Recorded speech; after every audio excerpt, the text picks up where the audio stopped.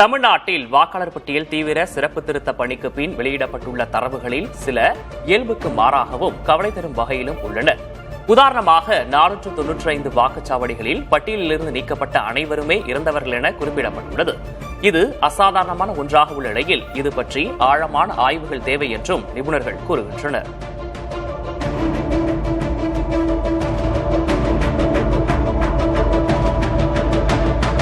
தமிழ்நாட்டில் எஸ்ஐஆர் பணிகளுக்கு பின் வாக்குச்சாவடி அடிப்படையிலான வாக்காளர் பட்டியலை தி ஹிந்து பத்திரிகை ஆய்வு செய்தது.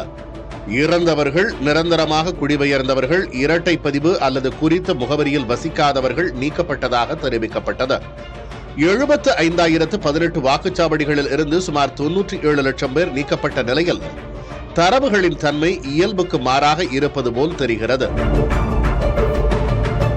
இதில் மிகவும் கவனத்தை ஈர்ப்பது என்னவென்றால் 103 தொகுதிகளில் உள்ள 495 வாக்குச்சாவடிகளில் நீக்கப்பட்டவர்கள் அனைவருமே இறந்ததாக குறிப்பிடப்பட்டுள்ளதுதான். சில வாக்குச்சாவடிகளில் 130க்கும் மேற்பட்ட பெயர்கள் நீக்கப்பட்டுள்ள நிலையில் அவர்கள் அனைவருமே இறந்தவர்கள் என குறிப்பிடப்பட்டுள்ளது. 3,904 வாக்குச்சாவடிகளில் நீக்கப்பட்டவர்களில் 75 விழுக்காட்டினர் இறந்தவர்கள் என குறிப்பிடப்பட்டுள்ளது. 727 வாக்குச்சாவடிகளில் குறிப்பிடப்பட்டுள்ள இறப்பு கணக்கு மாநில சராசரியை விட 3 மடங்கு அதிகம்.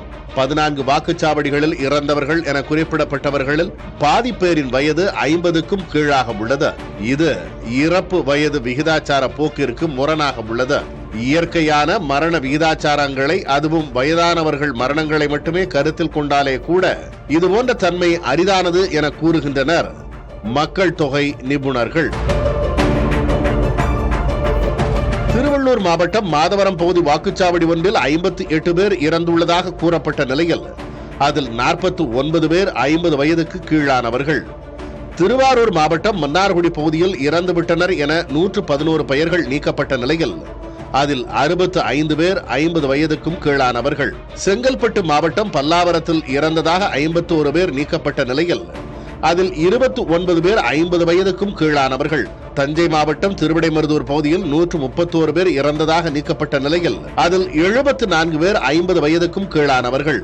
நெல்லை மாவட்டம் நாங்குநேரியில் 130 பேர் நீக்கப்பட்ட நிலையில் அதில் 73 பேர் 50 வயதுக்கும் கீழானவர்கள். 35 வாக்குச்சாவடிகளில் நீக்கப்பட்ட வாக்காளர்களில் 75 விழுக்காட்டினர் பெண்கள் என்றும் ஆய்வில் தெரிய வந்துள்ளது. 6,139 வாக்குச்சாவடிகளில் ஆப்சென்ட் என குறிப்பிடப்பட்டவர்களின் எண்ணிக்கை மிக அதிகமாக உள்ளது. வாக்காளர் பட்டியல் திருத்தம் முறையாக மேற்கொள்ளப்பட்டதாக தேர்தல் ஆணையம் கூறினாலும் இதுபோன்ற முரண்பாடுகள் குறித்து ஆய்வு செய்ய வேண்டியது அவசியமாகிறது.